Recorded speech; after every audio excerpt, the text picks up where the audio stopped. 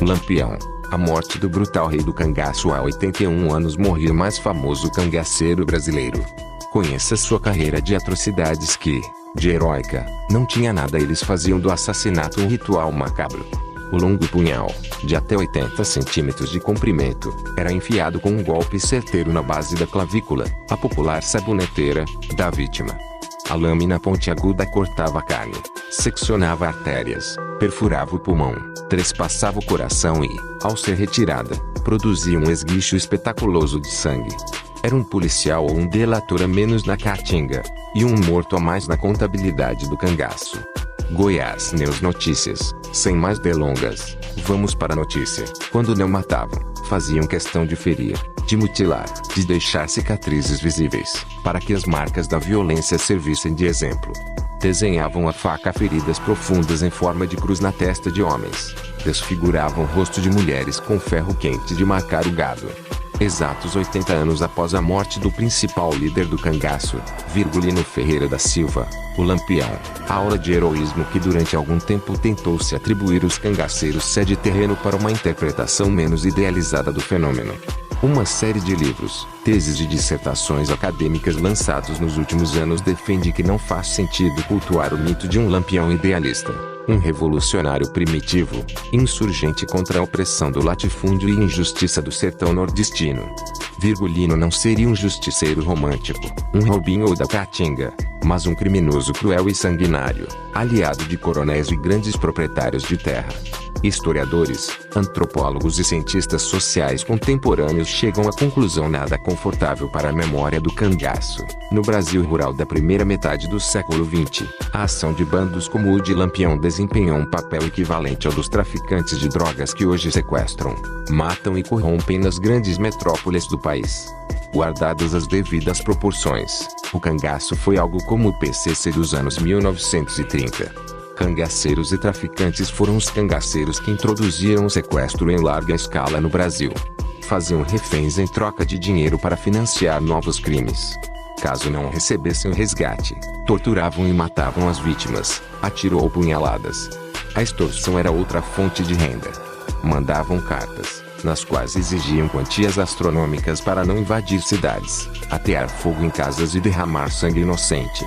Crédito, reprodução ofereciam salvo-condutos, com os quais garantiam proteção a quem lhes desse abrigo e cobertura, os chamados coiteiros. Sempre foram implacáveis com quem atravessava seu caminho, estupravam, castravam, aterrorizavam. Corrompiam oficiais militares e autoridades civis, de quem recebiam armas e munição. Um arsenal bélico sempre mais moderno e com maior poder de fogo que aquele utilizado pelas tropas que os combatiam. A violência é mais perversa e explícita onde está o maior contingente de população pobre e excluída. Antes o banditismo se dava no campo, hoje o crime organizado é mais evidente na periferia dos centros urbanos, afirma a antropóloga Luigar de Oliveira Cavalcanti Barros, professora da Universidade do Estado do Rio de Janeiro e autora do livro A Derradeira Gesta, Lampião e Nazarenos Guerreando no Sertão. A professora aponta as semelhanças entre os métodos dos cangaceiros e dos traficantes. A maioria dos moradores das favelas de hoje não é composta por marginais. No sertão, os cangaceiros também eram minoria. Mas, nos dois casos, a população honesta e trabalhadora se vê submetida ao regime de terror imposto pelos bandidos, que ditam as regras e vivem à custa do medo coletivo. Além do medo, os cangaceiros exerciam fascínio entre os sertanejos. Entrar para o cangaço representava, para um jovem da Caatinga, ascensão social. Significava o ingresso em uma comunidade de homens que se gabavam de sua audácia e coragem, indivíduos que trocavam a modorra da vida camponesa por um cotidiano repleto de aventuras e perigos. Era uma via de acesso ao dinheiro rápido e sujo de sangue, conquistado a ferro e a fogo. São evidentes as correlações de procedimentos entre cangaceiros de ontem e traficantes de hoje. A rigor, são velhos professores e modernos discípulos, afirma o pesquisador do tema Melquiades Pinto Paiva, autor de Ecologia do Cangaço e membro do Instituto Histórico e Geográfico Brasileiro. Homem e lenda. Virgulino Ferreira da Silva reinou na Caatinga entre 1920 e 1938. A origem do cangaço, porém, perde-se no tempo.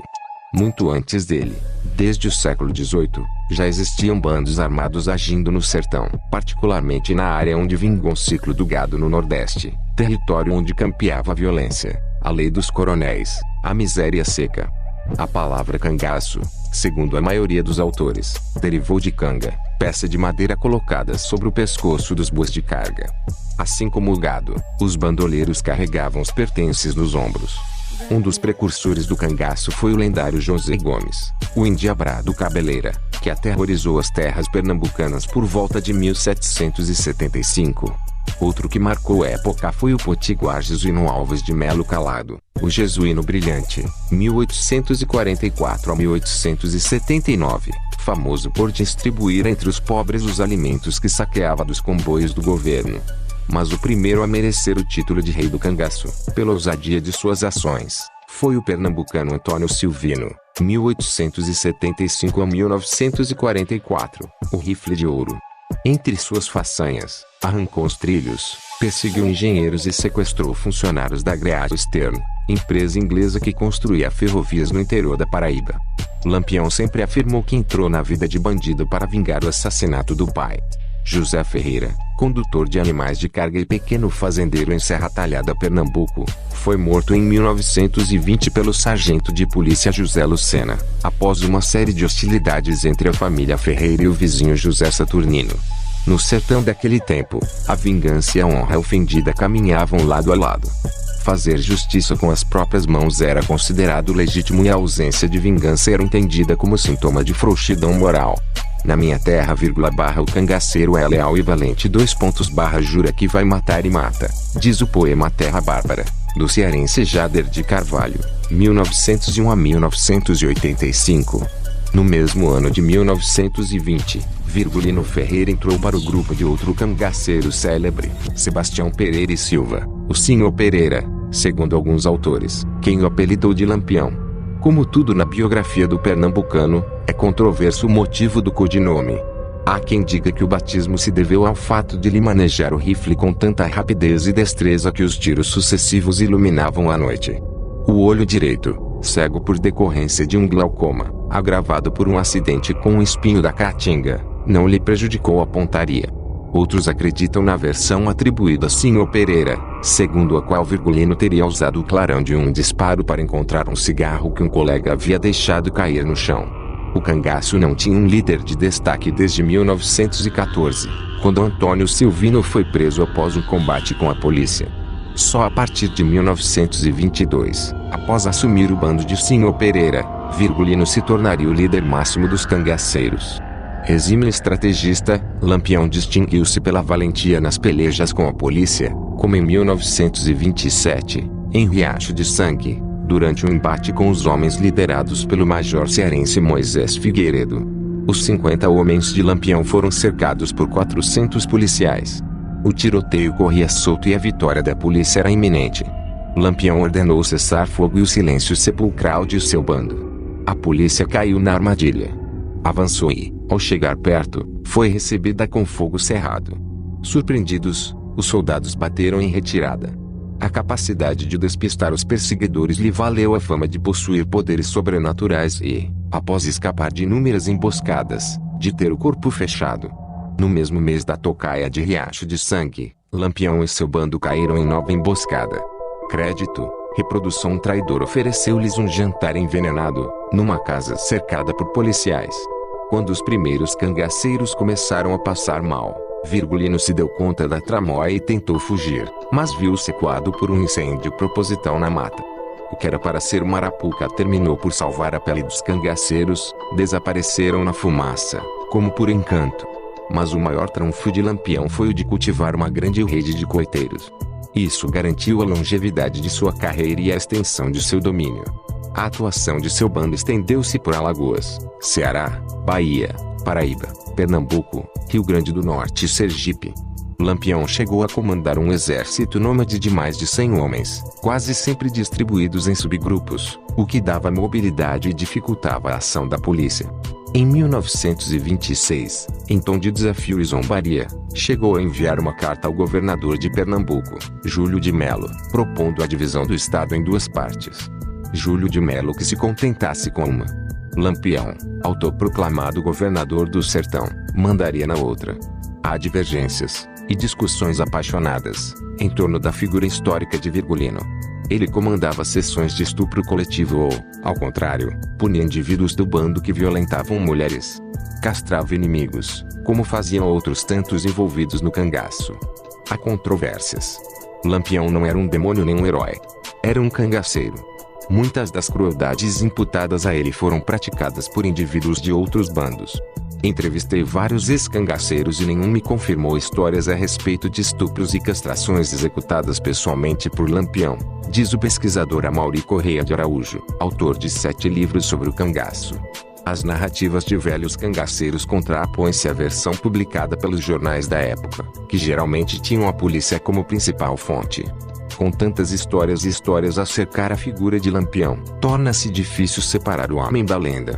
Acho que está justamente aí, nessa multiplicidade de olhares e versões, a grande força do personagem que ele foi. É isso que nos ajuda inclusive a entender sua dimensão como mito, explica a historiadora francesa Elise Gronspan-Jasmin, autora de Lampião, Senhor do Sertão, e d'Usp. Bominier Euclide do Sertão. Uma sertaneja amoleceu o coração de pedra do rei do cangaço. Foi Maria Gomes de Oliveira, a Maria Dé, também conhecida como Maria Bonita. Separada do antigo marido, o sapateiro José Miguel da Silva, o Zé de Neném, foi a primeira mulher a entrar no cangaço. Antes dela, outros bandoleiros chegaram a ter mulher e filhos, mas nenhuma esposa até então havia ousado seguir o companheiro na vida errante no meio da caatinga. O primeiro encontro entre os dois foi em 1929, em Malhada de Caiçara, Bahia, na casa dos pais de Maria, então com 17 anos e sobrinha de um coiteiro de Virgulino. No ano seguinte, a moça largou a família e aderiu ao cangaço, para viver ao lado do homem amado. Quando soube da notícia, o velho mestre de Lampião, Senhor Pereira, estranhou. Ele nunca permitira a presença de mulheres no bando. Imaginava que elas só trariam a discórdia e o ciúme entre seus cabras. Mas, depois da chegada de Maria Dé, em 1930, muitos outros cangaceiros seguiram o exemplo do chefe. Mulher cangaceira não cozinhava, não lavava roupa e, como ninguém no cangaço possuía casa, também não tinha outras obrigações domésticas. No acampamento, cozinhar e levar era tarefa reservada aos homens. Elas também só faziam amor, não faziam a guerra, à exceção de Sila, mulher do cangaceiro Zé Sereno, não participavam dos combates, e com Maria Bonita não foi diferente. Crédito, reprodução. O papel que lhes cabia era o de fazer companhia a seus homens. Os filhos que iam nascendo eram entregues para ser criados por coiteiros. Lampião e Maria tiveram uma filha, Expedita, nascida em 1932. 2 anos antes, aquele que seria o primogênito do casal nascera morto, em 1930. Entre os casais, a infidelidade era punida dentro da noção de honra da caatinga. O cangaceiro Zé Baiano matou a mulher, Lídia, a golpes de cacete, quando descobriu que ela o traíra com o colega Bem-te-vi. Outro companheiro de bando, Moita Brava, pegou a companheira Lili em amores com o cabra-pó corante. Assassinou-a com 6 tiros a queima-roupa. A chegada das mulheres coincidiu com o período de decadência do cangaço. Desde que passou a ter Maria Bonita a seu lado, Lampião alterou a vida de eterno nômade por momentos cada vez mais alongados de repouso, especialmente em Sergipe. A influência de Maria Dé sobre o cangaceiro era visível. Lampião mostrava-se bem mudado. Sua agressividade se diluía nos braços de Maria Dé, afirma o pesquisador pernambucano de Melo.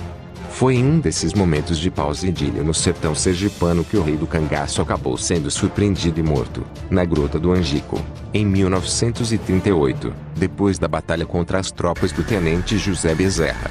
Conta-se que, quando lhe deceparam a cabeça, a mais célebre de todas as cangaceiras estava ferida, mas ainda viva. Bandido social? Já foi moeda corrente entre os especialistas interpretar o rei do cangaço como um bandido social, expressão criada pelo historiador inglês Eric Hobsbawm para definir os fora da lei que surgiam nas sociedades agrárias em transição para o capitalismo. Em Bandidos Forense Universitário, de 1975, Hobsbawm cita Lampião, Robinho ou Jesse James como exemplos de nobres salteadores, vingadores ousados, defensores dos oprimidos. A imagem revolucionária começou a se desenhar em 1935, quando a Aliança Nacional Libertadora citou Virgulino como um de seus inspiradores políticos. A tese foi reforçada em 1963 com o lançamento de um clássico sobre o tema, Cangaceiros e Fanáticos, no qual o autor, Rui Facó, justifica a violência física do cangaço como uma resposta à violência social. Na mesma época, o deputado federal Francisco Julião, representante das ligas camponesas e militante político pela reforma agrária, declarava que Lampião era o primeiro homem do Nordeste a batalhar contra o latifúndio e a arbitrariedade. Lampião não era um revolucionário. Sua vontade não era agir sobre o mundo para lhe impor mais justiça, mas usar o mundo em seu proveito, afirma também a historiadora Gronspan Jasmin, fazendo coro a um dos maiores especialistas do cangaço da atualidade, Frederico Pernambucano de Melo, pesquisador da Fundação Joaquim Nabuco e autor de Guerreiros do Sol, Violência e Banditismo no Nordeste Brasileiro. Melo diz que o cangaceiro e o coronel não eram rivais.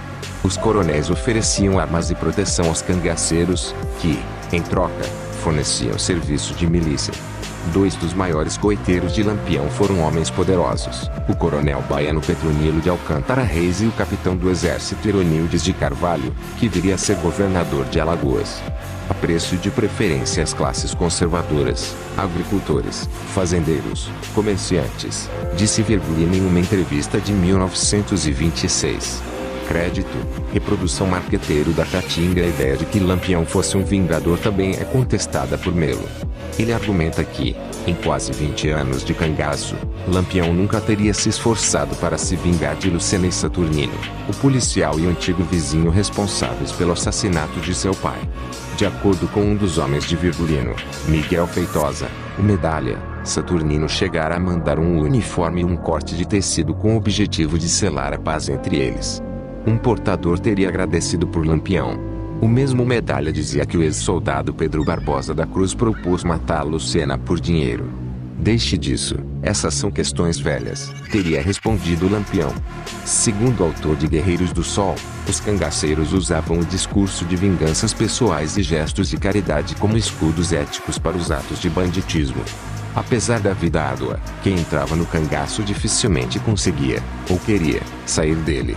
Havia um notório orgulho de pertencer aos bandos, revelado também na indumentária dos cangaceiros. O excesso de adereços, os enfeites nos chapéus, os bordados coloridos foram típicos dos momentos finais do cangaço. Lampião era um homem bem preocupado com sua imagem pública, o que colaborou para que permanecesse na memória nacional. O rei do cangaço também era o rei do marketing pessoal. Assim como adorava aparecer em jornais e revistas, deixando-se inclusive fotografar e até filmar, fazia de seu traje de guerreiro uma ostensiva e vaidosa marca registrada. Nisso, talvez apenas o cavaleiro medieval europeu ou o samurai oriental possa rivalizar com o nosso capitão do cangaço, escreveu Pernambucano de Melo. A antropóloga Luigard Barros enxerga aí um outro ponto em comum com a bandidagem atual. Os traficantes também gostam de ostentar sua condição de bandidos e possuem um código visual característico, composto por capuzes e tatuagens de caveiras espalhadas pelo corpo. A violência policial é outro aspecto que aproxima o universo de Lampião do mundo do tráfico. Como ocorre hoje nas favelas dominadas pelo crime organizado, a truculência dos bandoleiros sertanejos só encontrava equivalência na brutalidade das volantes, as forças policiais cujos soldados eram apelidados pelos cangaceiros de macacos. Nos tempos áureos do cangaço, não havia grandes diferenças entre a ação de bandidos e soldados. Não raro, eles se trajavam do mesmo modo, o que chegava a provocar confusões, e uns se bandeavam para o lado dos outros. Cangaceiros como Clementino José Furtado, o Quelé, abandonaram o grupo e foram cerrar fileiras em meio às volantes. O bandido Mormaço fez um movimento contrário. Havia sido corneteiro da polícia antes de aderir a Lampião. Como é comum a história da maioria dos criminosos, uma morte trágica e violenta marcou o fim dos dias de Virgulino. Traído por um de seus coiteiros de confiança, Pedro de Cândida, que foi torturado pela polícia para denunciar o paradeiro do bando, Lampião acabou surpreendido em seu esconderijo na Grota do Angico, Sergipe, em 28 de julho de 1938. Depois de uma batalha de apenas 15 minutos contra as tropas do tenente José Bezerra, 11 cangaceiros tombaram no campo de batalha. Goiás News Notícias, deixando todos vocês bem informados. Todos eles tiveram os corpos degolados pela polícia, inclusive Lampião e Maria Bonita. Durante mais de 30 anos, as cabeças dos dois permaneceram insepultas. Em 1969, elas ainda estavam no Museu Nina Rodrigues, na Bahia, quando foram finalmente enterradas, a pedido de familiares do casal mais mitológico e temido, do cangaço. Inscreva-se no canal para receber nossos vídeos. Deixe seu like, compartilhe com amigos, ative as notificações. Até a próxima.